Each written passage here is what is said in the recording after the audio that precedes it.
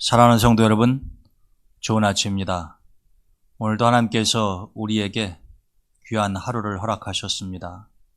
오늘 이 아침에 주시는 하나님의 생명의 말씀을 통하여 길과 진리와 생명 되시는 주님을 만나시기를 원하며 또 여러분들의 기도가 주님 앞에 상달되는 귀한 아침이 되기를 축원드립니다. 우리 같이 기도하고 새벽 예배 시작하겠습니다. 하나님 감사합니다. 오늘도 저희에게 이 아침에 하나님 말씀을 들을 수 있는 은총의 시간 주셨으니 저희들의 마음의 문을 열어 하나님 말씀을 받아들이게 하시고 지혜의 영을 더하여 주시기를 원합니다. 오늘 주시는 말씀을 가슴에 깊이 새기고 그 말씀을 저희들의 삶의 기반으로 삼게 하시고 저희들이 언제든 세상의 물결에 흔들리지 아니하며 하나님만 바라보고 살아갈 수 있도록 도와주시옵소서. 예수님의 이름으로 감사하며 기도드립니다. 아멘. 오늘 주시는 하나님의 말씀은 요한복음 14장 6절 1절입니다. 예수께서 이르시되 내가 곧 길이요 진리요 생명이니 나로 말미암지 않고는 아버지께로 올 자가 없느니라. 아멘. 오늘은 예수님께서 마가의 다락방에서 제자들과 유월절 만찬을 나누시면서 해주셨던 세 번째 말씀 시간입니다. 오늘 본문의 말씀은 사실 우리에게 너무나도 익숙하고 널리 알려져 있는 말씀입니다. 주님께서 제자들과 같이 식사를 하시면서 이제 곧 십자가의 죽음이 자신에게 다가오고 있다라고 하는 것을 설명을 하시지만 제자들은 아직 정확하게 그 말씀의 의미가 무엇인지를 깨닫지 못하고 있습니다. 주님께서 이렇게 14장 1절 보게 되면은 말씀을 하셨습니다. 너희는 마음에 근심하지 말아라. 사실 지금 현재 제자들은 아무것도 근심 안 합니다. 왜? 아무것도 모르기 때문에. 이제 얼마 후면 주님께서 붙잡히시고 신문을 당하시고 십자가를 지시고 골고다 언덕에 가서 돌아가실 거라고 하는 것을 제자들은 전혀 상상하지도 못하고 있기 때문에 주님께서 너희는 마음에 근심하지 말아라 이렇게 말씀하셨을 때 도대체 뭘 근심하지 말라는 건가? 우리한테 무슨 문제가 있는가? 우리는 아주 화목하고 지금 유월절 만찬을 이렇게 즐겁게 지내고 있는데 선생님께서 하신 말씀이 무슨 뜻일까? 그러나 주님은 얼마 후에 벌어질 일을 염두에 두시고 이제는 주님이 제자들과 더 이상 함께 하지 못하고 그들을 육적으로 대하며 말씀을 가르치거나 그들의 눈앞에서 기적을 행하는 일들을 더 이상 하시지 않는 순간이 온다는 것을 알고 계셨기 때문에 여러분 주님이 그렇게 십자가에 돌아가시고 제자들 떠나고 난 후에 그들이 얼마나 허망하겠습니까? 주님께서는 그 모든 것들을 다 알고 계시는 거죠. 그렇기 때문에 미리 너희들은 내가 떠난다고 하더라도 마음에 근심하지 말아라. 그랬더니 주님의 하시는 말씀을 전혀 이해하지 못하는 제자들이 주님 도대체 어디로 가시는데 그런 말씀을 하시는 것입니까? 이제 그런 식으로 질문을 하죠. 그때 주님께서 하신 유명한 말씀이 바로 여러분들과 오늘 이 아침에 나누고자 하는 요한복음 14장 6절의 말씀입니다. 주님이 내가 곧 길이요 진리요 생명이라고 말씀하십니다. 길, 진리, 생명. 이 세 가지를 우리가 이 아침에 같이 살펴보려고 하는데 첫째, 길입니다. 우리는 인생을 길에 비유해서 표현하는 때가 많죠. 그래서 인생길이라고 하는 단어도 사용을 합니다. 우리 모두가 다 살아가면서 경험하는 것이지만 때로는 우리가 길을 잃어버려서 헤매는 경우가 있지 않습니까? 모르는 지역에 가서 길을 찾으려고 하는 것은 더 힘든 것이고요. 우리는 이 모양 저 모양으로 인생이라고 하는 길을 가다가 방향을 잃어버리고 헤매는 경우가 있다라고 하는 것입니다. 그때 누군가가 내가 잃어버린 길을 찾아주고 나를 인도해 준다고 한다면 그것처럼 감사하고 반가운 일이 없겠죠. 또 인생에는 많은 다양한 길이 있습니다. 그 중에 악한 길도 있고 선한 길도 있죠. 하나님께서는 우리에게 악한 길을 걷지 말고 선하고 의로운 길을 걸어가라고 말씀하십니다. 왜냐하면 악한 길로 걸어가는 인생이 잘 될 수가 없기 때문에 그러한 것입니다. 그러나 선한 길로 우리가 하나님의 인도하심을 따라 걸어가게 되면 그곳에서 우리는 풍요로운 삶을 누릴 수가 있기 때문인 것입니다. 인생의 길을 잘못 들어서면 우리는 큰 낭패를 경험을 하고 결국에 우리의 삶이 망가지는 경우가 많지 않습니까? 마약을 하지 않던 사람, 도박을 하지 않던 사람, 술을 마시지 않던 사람들이 친구를 잘못 사귀고 길을 잘못 들어서 패가 망신하고 자신의 몸이 병이 들고 인생이 끝장나는 경우를 우리는 종종 보지 않습니까? 여러분, 하나님께서 모든 생명체를 이 세상에 보내실 때에는 모두가 다 똑같은 출발선상에 서는 것이죠. 그리고 자신이 어떠한 길을 걸어가느냐에 따라서 그 사람의 인생이 달라지게끔 되어 있다라고 하는 것입니다. 비록 우리가 흔히 이야기하듯 금수저를 물고 태어났다고 하더라도 잘못된 길로 들어서서 부모님이 가지고 있는 많은 재산을 허랑방탕하게 사용하며 마약을 즐기거나 알코올 중독자가 되거나 아니면 도박으로 인생을 파탄내는 경우도 있고, 비록 가난한 집안에서 태어났으나 부모님들의 사랑을 받으며 항상 올바른 선택을 내서 선한 길을 가는 사람이 자수성가하고 인생에서 성공하는 경우가 또한 있지 않습니까? 길을 잘 든다고 하는 것이 그만큼 중요하다라고 하는 거죠. 또 길을 잘못 들었을 때에는 하루라도 빨리 자신이 잘못된 길을 가고 있다고 하는 것을 알고 뒤돌아서야 된다라고 하는 것입니다. 시편 1편에는 그런 말씀이 있지 않습니까? 누가 복이 있는 사람인가? 죄인의 길에 들어서지 않는 사람이 복이 있다고 하나님은 말씀하십니다. 애시당초 죄인의 길에 들어서지 않는 것이 최상입니다. 그러나 우리가 유혹에 빠져서 죄악의 길에 들어섰다고 하더라도 내가 길을 잘못 들었구나 라고 생각하는 순간 바로 뒤돌아서서 그 길에서 빠져나와야 된다라고 하는 거죠. 그러한 사람이 복이 있는 사람이다라고 하는 것입니다. 오늘 이 시대를 살아가는 현대인들은 길을 잃고 헤매이는 경우가 많이 있습니다. 우리의 이 세상이 얼마나 복잡다단합니까? 그러다 보니까요, 우리는 헤매일 수밖에 없죠. 길을 잃고 정처없이 방황할 가능성이 높다라고 하는 것입니다. 에레미야 6장에 보게 되면은 하나님께서 길을 잃어 헤매는 이스라엘 백성들에게 너희들은 잠시 가던 길을 멈춰서라 이렇게 말씀하십니다. 에레미야 6장 16절의 말씀인데 너희는 가던 길을 멈춰 서서 보며 옛적 길 곧 선한 길이 어디인지 알아보고 그리로 가라. 그러면 너희 심령이 평안을 얻으리라고 말씀하십니다. 이게 하나님이 보시니까요, 지금 이 이스라엘 공동체가 자신들은 좋은 길로 가고 있다고 생각하는지 모르겠지만 하나님이 보실 때는 악한 길, 우상숭배의 길, 죽음의 길로 가고 있다는 겁니다. 그래서 선지자 에레미야를 보내셔서 너희들 가는 길을 잠시 멈춰 서라고 말씀하셨어요. 달리고 있으면 볼 수 없고 뒤돌아설 수 없는 것 아닙니까? 가던 길을 잠시 멈추는 거죠. 그리고 점검하는 겁니다. 내가 지금 올바로 가고 있는 것인지 아니면 잘못된 길로 가고 있는 것인지.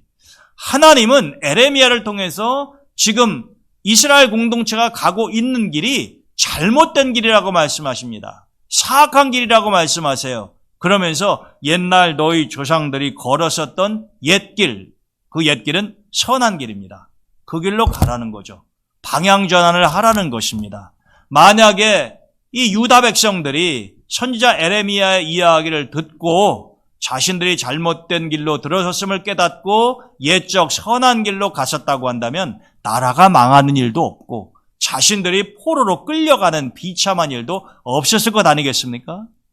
선한 길로 가는 사람은 그 끝이 좋다라고 하는 것입니다. 그들은 하나님 말씀하시기를 심령이 평안을 얻는다 이렇게 말씀하세요.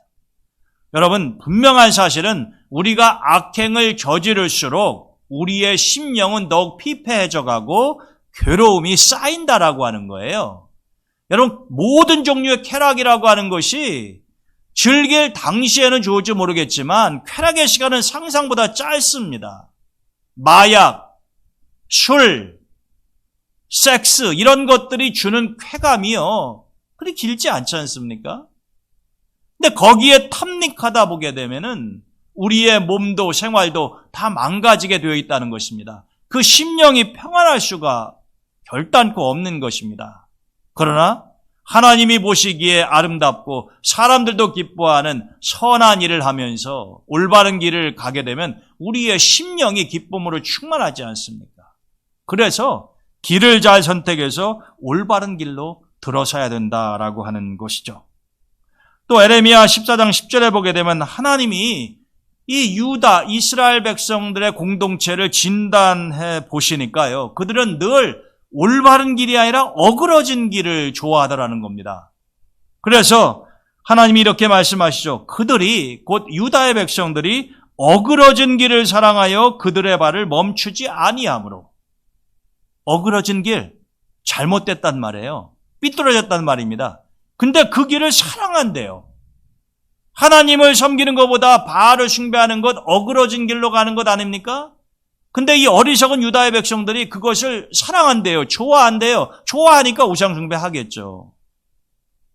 그리고 그 발걸음을 멈추지 아니하였다 이렇게 말씀하십니다.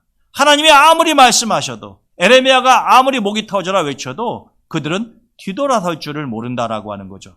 그래서 그들이 계속 그 길로 가다가 그 어그러진 길의 끝이 무엇이었습니까? 바벨론 왕 느부갓네살이 어마무시한 군대를 이끌고 유다를 멸망시키러 오는 그 장면을 그 길의 끝에서, 어그러진 길의 끝에서 목격하지 않습니까? 하나님은 오늘도 우리 모두가 다 올바른 길을 선택을 해서 선한 길로 가기를 원하십니다. 그렇다면 오늘 이 아침에 우리는 한번 점검해 볼 필요가 있겠죠. 여러분들은 지금 어느 길에 어떠한 모습으로 서 계십니까? 여러분들이 서 계신 그 위치가, 여러분들이 가시는 그 길이 하나님이 인정하시고 선한 길이 되기를 축원합니다. 혹시라도 길을 잘못 들어선 분이 계시면 늦지 않습니다. 늦었다고 생각하는 그때가 가장 빠른 때니까요. 그 길에서 뒤돌아서서 다시 나오시기를 바랍니다. 우리가 성경에서 많이 듣고 사용하는 단어 중에 회개라고 하는 단어가 있지 않습니까? 세례 요한도 외쳤고 예수님도 외쳤던 회개하라. 그 회개라고 하는 말, 헬라어 메타노이아는 유턴을 말하는 거예요. 유턴은 가던 길에서 돌아서서 반대 방향으로 간다는 것 아닙니까? 내가 지금 잘못된 길을 가고 있으니 여기에서 유턴 방향 전환을 해서 반대길, 옛길, 선한 길로 가겠다라고 하는 선포며 그것을 행동으로 옮기는 것이 회개다라고 하는 것입니다. 결국 회개는 길을 바꾼다라고 하는 것과 연관되어 있다라고 하는 것이죠. 두 번째로 주님께서 내가 진리다라고 말씀하십니다. 여러분, 지금 우리가 살아가고 있는 이 사회의 모습을 보게 되면 정말로 진리라고 하는 것의 가치를 많은 사람들이 인정하고 진실된 삶을 추구하느냐 하는 것에 대해서는 너무나도 큰 회의가 들지 않을 수 없다라고 하는 거죠. 사람들은 진리와 진실을 추구하는 것보다는 아무리 많은 거짓과 편법을 사용한다고 하더라도 그것이 나의 이익을 보장할 수 있다고 한다면 서슴없이 그 길을 간다라고 하는 거죠. 요즘에는 인터넷을 많이 사용하는 그런 시대 아닙니까? 우리가 인터넷을 통해서 어떤 메시지, 핸드폰 통해서 어떤 메시지를 보내고 글을 올리게 되면 거기에 댓글이라고 해서 무수히 많이 달리게 되잖아요. 근데 여러분, 유튜브나 혹은 인터넷, 여기에 떠돌아다니는 정보들 너무 믿지 마십시오. 물론 유익한 정보들도 많이 있지만 많은 경우에 가짜 뉴스로 거의 도배가 되어 있다시피 한단 말이죠. 이 댓글도 사실이 아닌 것을 사실인 것처럼 올려서 이게 댓글 조작 아닙니까? 가짜 뉴스와 거짓 뉴스가 만연하다라고 하는 거죠. 사실을 왜곡해서 위조하는 경우도 너무나도 흔하게 보는 것 아닙니까? 옛날에 조국 사태가 그러했었죠. 여러분 약 한 달 반 정도, 한 2달 정도 전에 우리나라 대통령이 영국 코널에서 열렸었던 이 G7 정상회담에 초청받아서 간 적이 있습니다. 그러면 어떻습니까? 각 나라 정상이 기념 촬영을 되게 하지 않습니까? 그런데 이 각국 정상들의 기념사진을 촬영을 해서 이제 청와대에서 그 사진을 이제 올리면서 봐라. 우리나라가 이 전 세계의 경제적으로나 여러 가지 면에서 지도자격인 G7 이 나라들과 거의 어깨를 나란히 할 수 있을 정도로 국격이 상승되고 우리가 대단한 나라 아니냐. 이런 것을 이제 과시하고 어찌 보면은 대통령 홍보하는 거죠.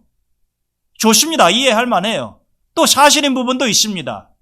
G7 서방 선진국가들이 우리나라를 초청할 정도로 우리가 여러 가지 면에서 선진국으로서 인정을 받는 것도 사실입니다. 그런데 여러분, 이 청와대에서 올렸다고 하는 그 사진이 나중에 굉장히 큰 물의를 일으켰죠. 왜냐하면 그 사진을 보면은 거의 우리나라 대통령이 정중앙에, 앞줄의 중앙에 서 있는 것처럼 되어 있습니다. 그런데 사실은 그렇지 않아요. 정중앙에 우리나라 대통령이 위치해 있지 않았었습니다. 그런데 그렇게 사진을 조작을 해서 우리나라 대통령을 가장 가운데에 배치하려고 하다 보니까 맨 왼쪽에 있었던 이 남아프리카 공화국 대통령을 삭제해버리는, 상상할 수도 없는 엄청난 무례이며 조작이다라고 하는 것이죠. 여러분 입장을 한번 바꿔놓고 생각해 보자고요. 이 남아프리카 공화국 국민들이 자기 대통령도 이 G7 정상회담에 초청을 받아서 간 거 다 알고 있는데 한국에서 올린 사진에 자기네 나라 대통령이 삭제되어 있고 그런 사진이 버젓이 올라가 있다. 여러분 요즘이 어떤 세상입니까? 한국에서 올린 어떤 기사나 사진들이요, 전 세계 모든 사람들이 실시간으로 검색할 수 있는 세상 아닙니까? 아마 어쩌면 청와대에서 올렸었던 그 사진도 바로 남아프리카 공화국에 사는 사람들이 검색해서 봤을 가능성이 굉장히 높아요. 근데 여러분 역으로 남아프리카 정부에서 우리나라 대통령이 만일 맨 왼쪽에 서 있었는데 그것을 삭제해버리고 자기 나라 대통령을 정중앙에다가 실어놨다고 한번 생각을 해보세요. 우리의 입에서 욕설이 나올 것 아니겠습니까? 도대체 우리나라를 뭘로 알고 이런 무례한 행동을 하느냐라고 반발하지 않겠어요? 여러분 어떤 나라, 자신의 나라의 대통령 홍보하고 선전하는 것 한편으로는 필요도 하고 이해할 만합니다. 그런데 여러분 이 모든 일들이 진실이 아닌 거짓과 위조와 조작에 근거한 것이면 안 하니만 못하다라고 하는 것입니다. 그런데 요즘 사람들은 어떠합니까? 그런 거에 대해서 양심의 찔림을 받거나 잘못된 것이라고 하는 생각조차도 하지 않아요. 왜 그런 줄 아십니까? 우리는 너무나도 많은 것들이 조작되고 위조된 그러한 세상 속에서 살아가고 있기 때문에 사실 무엇이 참 진리고 진실인가라고 하는 것에 대한 분별의 능력도 상실한 경우가 많다라고 하는 거죠. 많은 경우에 자기가 믿는 것이 곧 진실이라고 생각하는 어리석음을 범할 때도 있다라고 하는 것입니다. 양심에 화인 맞은 사람들, 그리고 지난번에도 제가 말씀드렸듯이 이 확증 편향의 병에 걸려서 보고 싶은 것만 보고 믿고 싶은 것만 믿고 말하고 싶은 것만 말하는 그런 종류의 사람들이 너무나도 많다라고 하는 것입니다. 진리가 무색한 시대를 우리가 살아가고 있다고 하는 것이죠. 그러나 하나님의 말씀은 이러한 이 세상의 모습과 확연하게 다릅니다. 우리가 구약의 선지서인 미가서를 보게 되면은 하나님이 미가 선지자를 통해서 이렇게 말씀하시지 않습니까? 사람아, 나 여호와가 너희들에게 원하는 것이 무엇인지 너희들은 알고나 살아가느냐?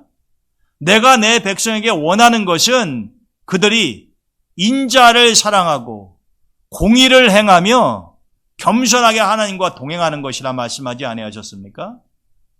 공의를 사랑하며 올바른 것, 진리, 진실을 행하는 것, 그것이 하나님이 원하시는 것이라 그랬어요. 여러분, 하나님은 공의가 강같이 흐르는 것을 원하십니다. 그분은 공의의 하나님이세요. 하나님에게는 거짓이 없죠. 사단은 거짓의 아비입니다. 따라서 제가 자주 강조하는 말이지만 우리가 아무리 교회 다니고 하나님을 믿는 성도라고 하더라도 우리 입에서 우리의 삶 속에서 거짓이 나오는 한은 우리는 그 순간만큼은 하나님의 자녀가 아닌 사단의 자식들이다라고 하는 것이에요. 왜 그렇습니까? 하나님은 거짓을 싫어하시고 거짓을 말하실 수 없는 오직 참된 진실만을 말씀하시는 분이니 물과 기름이 섞일 수 없듯 하나님과 사단이 섞일 수 없는 것 아닙니까? 하나님은 우리의 삶 속에서 우리가 하나님의 뜻에 따라 우리의 주변 상황에 상관이 없이 진리를 고수하며 진실된 삶을 살기를 원하시는 것이다 라고 하는 것입니다. 우리가 이것을 잊어버려서는 안 된다라고 하는 거죠. 세상과 짝하여서 불법과 편법이 난무한 이런 세상에서 우리마저도 거기에 휩쓸려서는 안 된다라고 하는 것입니다. 그러면 예수님께서 지금 제자들에게 내가 길이요 진리요 생명이라고 말씀하시는 것이 우리하고는 아무런 관계가 없는 공허한 말씀에 불과할 것 아니겠습니까? 쉽지는 않겠지만 우리는 진리 되신 예수님을 따라가는 그분의 제자요 성도들이니까 어찌하든지 거짓을 멀리하고 우리가 진리를 추구하며 진실된 모습으로 살아갈 수 있도록 무던히 애써야 되겠다라고 하는 것입니다. 마지막으로 주님께서 내가 생명이라고 말씀하십니다. 주님이 이 생명과 연관해서 자신의 이 사역 그리고 이 세상에 오신 목적에 대해서 자주 말씀하셨죠. 특별히 요한복음 10장 10절에 보게 되면은 인자가 이 세상에 온 것은 양으로 생명을 얻고 더 풍성한 삶을 누리게 하려 함이라. 우리 모두가 다 알고 있듯이 주님께서 이 세상에 오신 목적이 우리에게 영원한 생명을 주시기 위함 아닙니까? 우리를 죽음의 권세에서 건지시고 즉 구원하시고 그 다음에는 영원한 생명을 주시기 위해서 우리 스스로 죄값을 치를 수 없기 때문에 그분이 십자가 위에서 우리 대신 죄값을 지불하시고 우리에게 그러한 은혜를 베푸시지 않았습니까? 근데 주님은 단순히 우리가 구원받고 영원한 생명을 누리는 것뿐만이 아니라 풍성한 삶을 누리게 하시겠다고 말씀하셨어요. 즉 주님 안에서 우리는 얼마든지 거칠고 힘든 이 세상이지만 풍요로운 삶을 살아갈 수 있다라고 하는 것이죠. 그 무엇보다도 주님은 한 생명을 가장 소중하게 보십니다. 한 생명의 가치를 천하보다도 더 크게 보시는 유일하신 분이 하나님이시죠. 여러분 정말로 이 세상에 아무리 세상이 어지럽고 혼란스러운 이 세상에서 그 누가 한 사람의 생명을 천하보다도 더 귀하게 보겠습니까? 그런 사람 없어요. 오직 예수님만이 그렇게 하신다라고 하는 겁니다. 오히려 반대로 우리는 너무나도 많은 생명이 경시당하고 무시당하는 그런 생명경시 풍조의 시대에서 살아가고 있지 않습니까? 여러분 요즘 미국에서는요, 지난 2021년 1월에서 5월까지의 통계를 보게 되면은 매일 하루에 54명이 총에 맞아 죽었어요. 이거면 다른 병으로 죽고 이런 사람들은 다 제외하고요. 총기 사고로 인해서 죽은 사람이 매일 54명. 살벌하지 않습니까? 근데 여러분 그렇게 총기를 사용해서 사람을 죽일 수 있다고 하는 것, 그리고 사람의 목숨이 파리 목숨처럼 가볍게 날아간다고 하는 것, 이게 전부 생명경시 풍조에서 비롯된 것 아니냐라고 하는 것입니다. 주님께서는 어떠한 고난과 어려움이 있어도 한 마리의 양을 구하기 위해서 99마리의 양을 우리에 놔두시고 길 잃어버린 그 한 마리 양을 찾아 나서시는 선한 목자라고 말씀하지 아니하십니까? 어찌 보면은 한 마리 아무것도 아니라고 생각할 수 있는 거죠. 대부분의 사람들은 99마리, 우리 안에 있고 자기와 함께 있는 99마리의 양에 더 관심을 두지 길 잃고 헤매이고 방황하고 그러다가 이리의 밥이 되는 한 마리 양에 대해서는 별 생각이 없어요. 과감하게 버려버리는 경우가 많이 있다라고 하는 것입니다. 그러나 주님의 마음과 그분의 행동은 정반대죠. 안전한 99마리 양보다 어디에 가서 두려움에 떨고 있을지 모르는 길 잃어버린 한 마리 양을 더 생각하시며 그 양을 찾아 나서신다라고 하는 것입니다. 여러분, 주님께서 제자들에게 아직 이해도 제대로 잘 하지 못하는 이 제자들에게 내가 길이요, 진리요, 생명이라고 하신 말씀은 장차 길과 진리와 생명 되신 예수님에게 제자들이 많은 사람들을 이끌어오기를 바라시는 그런 간절한 소망이 담겨져 있는 것이고요. 또 참된 길 되신 예수님을 따라 우리가 살며 아무리 세상이 어둡고 불법이 난무하다 그러더라도 우리는 진리의 삶을 추구하고 아무리 많은 사람들이 한 생명을 소홀히 여기고 가볍게 본다고 하더라도 한 생명이 천하보다도 더 귀하다라고 하는 믿음을 가지고 그 한 생명을 위해서 우리가 살아갈 수 있는 그런 모습을 예수님께서는 너희들이 그러한 모습으로 살아가라고 가르쳐 주시는 것임을 꼭 명심해야 할 필요가 있다라고 하는 것입니다. 이 세상의 많은 가르침들은 길에 대해서 우리에게 교훈을 해줍니다. 어느 대학으로 갈까요? 진학상담 해주지 않습니까? 어느 회사에 취직을 해야 할까요? 취직상담 해주지 않습니까? 근데 여러분, 이 세상의 모든 가르침들은 어찌 보면은 쌓여있는 경험과 지식의 축적 위에서 무엇에 대해서 가르쳐주는 거죠. 길에 대해서 가르쳐주는 거지 그들이 길은 아닙니다. 그러나 예수님은 뭐라고 말씀하세요? 예수님은 길에 대해서, 진리에 대해서, 생명에 대해서 가르쳐주시는 것이 아니라 그분 자체가 길이요, 진리요, 생명이라고 말씀하시니 그분 안에 모든 것이 있다는 것 아닙니까? 따라서 우리가 그분을 따라가며 그분 안에 거할 때에 우리는 바로 길과 진리와 생명 안에 머무르게 되는 것이죠. 잘못된 길로 갈 수가 없다라고 하는 것입니다. 사망이 우리를 다스릴 수 없다라고 하는 것이죠. 얼마나 아름답고도 좋은 이야기입니까? 저는 여러분들이 인생길에서 주님을 놓쳐버리고 헤매이지 않기를 바랍니다. 저는 여러분들이 이 세상에서 잘못된 가르침과 여러 가지 편법들이 난무하지만 진리 되신 주님의 손을 놓지 않으시기를 바랍니다. 생명보다 더 귀한 것이 없으니 우리는 죽임의 역사에 동참하는 것이 아니라 살림의 역사에 동참하는 삶을 살아야 되겠습니다. 저는 우리 동대문교회 성도 여러분들이 오늘 주님께서 주신 말씀을 가슴에 새기고 그렇게 살아가시기를 축원드립니다. 오늘도 주님의 보호하신 가운데 평안한 하루 되시기를 축원드립니다. 오늘 또 기도하실 때 교회를 위해서 우리 동대문의 환우들을 위해서 또 우리 자녀들을 위해서 중보해 주시기를 바랍니다. 제가 기도하고 오늘 예배 마치도록 하겠습니다. 길과 진리와 생명 되시는 주님 감사드립니다. 오늘 이 아침에도 저희들에게 귀한 깨달음을 주셨으니 우리가 길과 진리와 생명 되신 주님 안에 거하게 하시고 주님께서 가르쳐 주신 말씀대로 살아갈 수 있도록 도와주시기를 원합니다. 우리 동대문교회 모든 성도들을 하나님께서 눈동자와 같이 지키시고 오늘 하루도 평안케 하여 주시옵소서. 예수님의 이름으로 감사하며 기도드립니다. 아멘.